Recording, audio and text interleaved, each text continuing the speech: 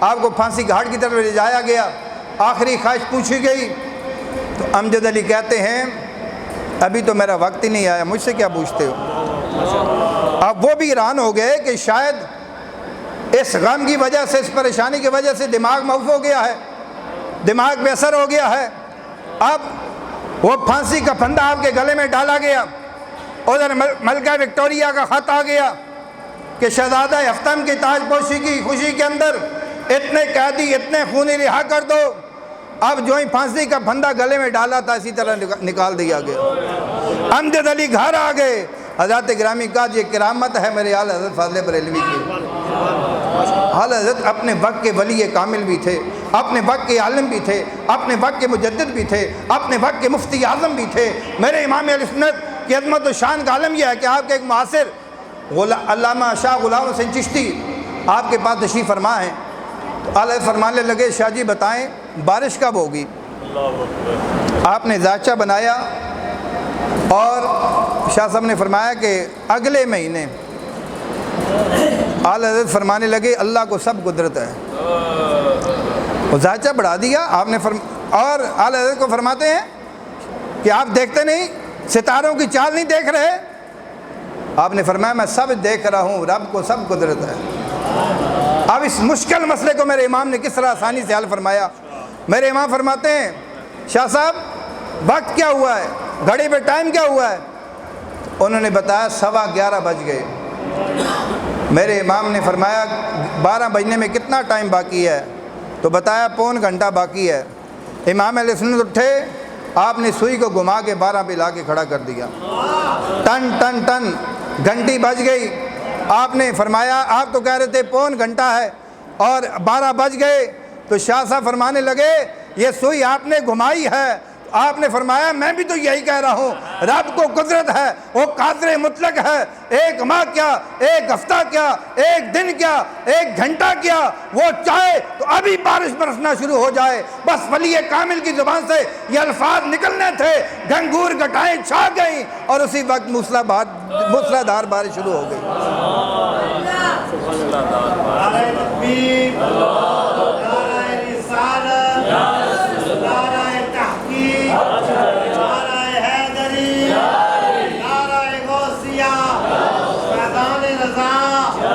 یہ کوئی عام ہستی نہیں ہے، یہ غوث اعظم کا نائب ہے۔ ہاں، ختم نبوت پہ جب ڈاکہ پڑا تو مرزائیت کا رد بر صغیر پاک و ہند کے اندر جس نے سب سے پہلے تحریری رد کیا ہے اس وجود کو امام محمد رضا کہتے ہیں۔ مل کے کہہ دو سبحان اللہ۔ اغیار کے بڑے بڑے لوگ موجود تھے، نہ گنگو سے آواز آئی، نہ نوتے سے آواز آئی، نہ تھانہ بھمن سے آواز آئی، نہ کہیں دائیں بائیں سے آواز آئی۔ سب سے پہلے قادیانیت کے تابوت میں جس نے کیل ٹھونکی ہے اسے مجدد دین و ملت امام محمد رضا بریلی کہتے ہیں، اسے غوث اعظم کا نائب کہتے ہیں۔ اور پھر جب مرزا نے للکارا تو پھر غوث اعظم کا شہزادہ نکلا۔ اور مل کے بولو سبحان اللہ۔ پھر تاجدار گھوڑا نکلے، کبھی غوث اعظم کا نائب نکل رہا ہے، کبھی غوث اعظم کا شہزادہ نکل رہا ہے۔ کہا مرزا میز پہ قلم اور دوات تو بھی رکھ دے، میرے علی بھی رکھ دیتا ہے، اور جو قلم کو حکم دے گا، جس کا قلم خود بخود تحریر کرے گا، سچا وہ ہوگا۔ وَإِن سَأَلَنِي لَأُعْطِيَنَّهُ حدیث قدسی ہے، یہ جو بھی سوال کرتے ہیں میں رب عطا کر دیتا ہوں۔ زبان ان کی ہوتی ہے، طاقت خدا کی ہوتی ہے۔ حضرت گرامی قدر کون امام اہل سنت مجدد دین و ملت شاہ امام حمزہ محدث بریلی رحمہ علی گڑھ یونیورسٹی کے وائس چانسلر ڈاکٹر سر ضیاء الدین ریاضی کے مسئلے میں پھنس گئے، مسئلہ حل نہیں ہو رہا۔ اب آکسفورڈ یونیورسٹی جانے کا پروگرام بنا رہے ہیں۔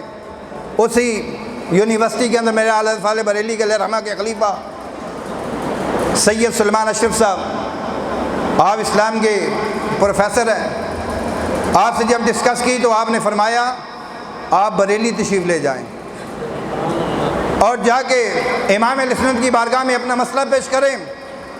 تو ڈاکٹر صاحب نے جواب دیا، شاہ صاحب، سید صاحب کیا فرما رہے ہیں؟ میں نے بیرون ممالک سفر کیے ہیں، میں نے اپنا پیسہ ضائع کیا ہے، میں نے بڑا وقت ضائع کیا ہے، میں نے یورپی علماء کے جوتے سیدھے کیے ہیں، اس کے بعد اس علم کو سیکھا ہے، اور امام اہل سنت تو اپنے شہر سے باہر بھی نہیں گئے، وہ تو کہیں جا کے انہوں نے اس علم کو باقاعدہ حاصل بھی نہیں کیا، تم مجھے ان کے بعد جانے کا مشورہ دے رہے ہو، یہ بڑا پیچیدہ مسئلہ ہے، مجھے باہر جانا پڑے گا۔ جب پھر اصرار کیا، آپ نے فرمایا چلے جائیں، لیکن ایک دفعہ بریلی چلے تو جائیں نا، میرے شیخ کی بارگاہ میں جائے تو صحیح، چند گھنٹوں کا تو سفر ہے۔ جب آپ نے زیادہ مجبور کیا تو آپ نے سید سلمان اشرف علیہ رحمہ کو ساتھ لیا اور وائس چانسلر صاحب بریلی پہنچ گئے۔ عصر کی نماز کے بعد جب حضور امام اہل سنت کے ساتھ ملاقات ہوئی، طبیعت ناساز ہے،